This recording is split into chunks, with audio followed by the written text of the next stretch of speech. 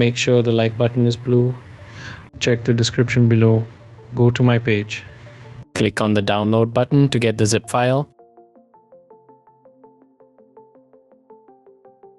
Copy the downloaded zip file. Paste to a location where you store files that you don't usually modify. For example, I've saved it inside a new folder named EP-Lisp files on my C drive. Paste the zip file into the folder and then extract it. Next, open any CAD file. Type the upload command.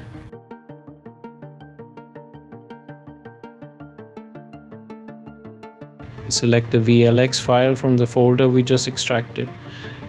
Click the load button, then choose the always load option to ensure it runs every time, to load it automatically in the future. First, click on the Contents button under Startup Suite. Then select our VLX file. You'll see a note that says successfully added. That's it. You've added my application to Autocad. Congratulations. Now you can type the command EP_HVAC to pop up the dialog box. That's all. Enjoy.